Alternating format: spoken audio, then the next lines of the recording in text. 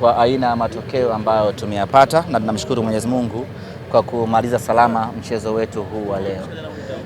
Matokeo ambayo tumeyapata yana pande mbili. Kwanza yametufurahisha, lakini kuna namna ambayo yametuhuzunisha. Yametufurahisha kwa kuwa tumefanikiwa kuondoka kwenye syndicate ya kupoteza mara nyingi dhidi ya mpinzani mmoja. Haikuwa historia nzuri na wala haikuwa rekodi nzuri kwa Simba Sports Club kupoteza mara 5 mara 6 dhidi ya mpinzani mmoja. Kwa hiyo tumefanyia kazi, tumefanikiwa kuondosha hilo, lakini jambo ambalo halijatufurahisha hii leo ni kwamba tulistahili kupata ushindi kwa aina ya timu ambayo tumekuwa nayo, kwa aina ya mchezo ambao tumekuwa nao, kwa ubora tuliouonesha leo hii, dhahiri shahiri tulistahili kupata ushindi. Na tena sio ushindi kiduchu, ni ushindi mnono kweli kweli. Namna ambavyo timu yetu imecheza kwa kiwango cha hali ya juu, namna ambavyo tumemiliki mpira, namna ambavyo tumetengeneza mashambulizi na nafasi nyingi kweli kweli, na namna ambavyo tumekosa nafasi za wazi kweli kweli. Kwa hiyo inaonyesha ya kwamba timu yetu imekuwa bora, na sisi kitu ambacho kinatufurahisha hii leo ni kwamba timu yetu improve. Wakati tunasema timu yetu improve, walikuwa nasema kipimo halisi ni tarehe 1 ya mwezi wa 3. Kadri tukijirasibu ya kwamba tumefanya usajili mzuri dirisha dogo, wanasema subirini tarehe 1 ya mwezi wa 3. Kwa hii leo tulikuja hapa kuwaonesha ubora wa timu yetu, na bila shaka wameuona ubora wa timu yetu, na hilo ndilo ambalo sisi linatupa faraja na matumaini makubwa. Timu yetu imeongezeka ubora maradufu kweli kweli. Timu yetu ina uwezo mkubwa wa kucheza mpira. Leo hii tumemtawala mpinzani wetu kwa zaidi ya 98%.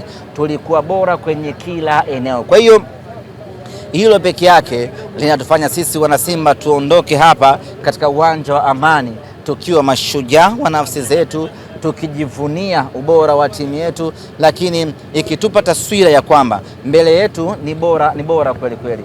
Leo tulikuja na kampeni ya kupata ushindi ili kupunguza gap la pointi baina sisi na mpinzani wetu. Tumeshindwa kufanya hivyo, lakini kwa aina ya timu tuliyokuwa nayo inatupa matumaini ya kwamba hakuna timu yoyote ya ligi kuu ina uwezo wa kumzuia Simba sipate ushindi. Labda abahatishe tu papatu kama Dodoma Jiji, lakini in terms of football hakuna timu yoyote ya ligi kuu ina uwezo wa kuizuia Simba isipate alama 3.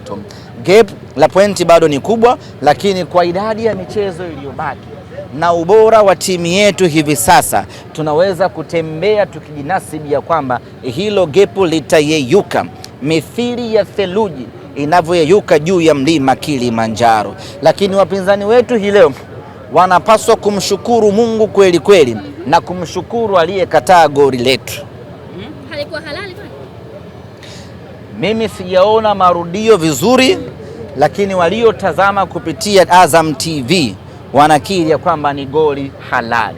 Mimi sina hakika na siwezi kuizungumzia, lakini watu waliotazama kwenye TV wamejiridhisha pasina shaka ya aina yoyote ile kwamba lile ni goli. Sasa hao ni watu, pengine wana mizuka yao, ama pengine wana maoni yao, ama wana mapenzi yao, lakini yote kwa yote leo hii wapinzani wetu niseme tu wamekuwa na bahati kweli kweli, wameponea kwenye tundu la sindano. Leo tulikuwa tunawafanya vibaya mno, leo vibaya. Leo tulikuwa katika uwanja wa Amani, leo tulikuwa tunamgeuza vibaya. Leo tulikuwa tunamchakaza na hatokaa sahau katika maisha yake.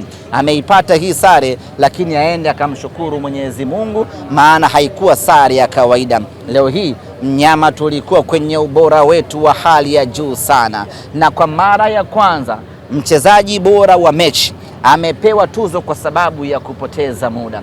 Zaidi ya dakika 10 zimepotea pamoja na kuokoa kwake, lakini football inapaswa kuchezwa, mpira unatakiwa kucheza. Sasa kinara wa kupoteza muda anakwenda kupewa na tuzo. Maana yake mechi inayokuja kuna mwingine naye atapoteza muda akiamini kwamba ukipoteza muda unapewa na tuzo. Mpira unatakiwa kuchezwa. Aliyepewa tuzo ya man of the match amepewa kwa sababu amepoteza muda mwingi. Dakika ya 3 amelala. na kila akifanyiwa shambulizi analala, lakini mwisho wa siku amekuja kutunukiwa tuzo. Anyway, mamlaka imeona yeye anastahili, lakini hiyo ni dhahiri shahidi ya kwamba hii leo walikuwa kwenye kikaango cha moto na tungewafanya vibaya. Wakati unazungumza unatoka Dodoma pale, usema hizi ndio mechi zetu ambazo huwa tunaenjoy. Basi ni kama akawa na dhihaki hivi. Bila shaka leo waipata fresh ya shamba. Nadhani wao wenyewe wataongea, wasipoongea kwa maneno, lakini nafsi zao zitaongea. Wanajua kitu gani tumewafanya hii leo. Kama kuna mtu atapita mbele, mtu wa nyuma mwiko atapita mbele kujinasua ya kwamba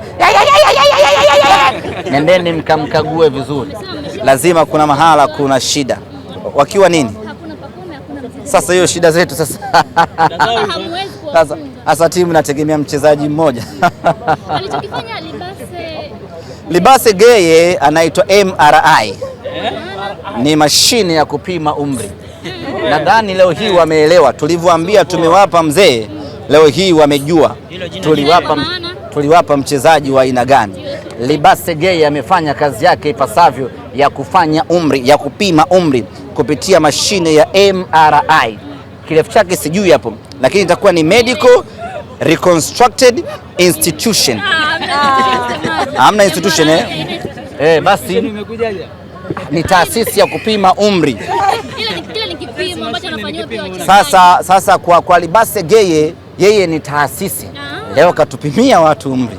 Alikuwa anawachukua, anawapindua, aliwalaza, umeona mwandishi shuhuda. Amewafanya vibaya. Haki Mungu leo hawa wamshukuru Mungu, lakini tulikuwa tunawafanya vibaya sana. Taasisi huwa mara nyingi inakamilika kila idara.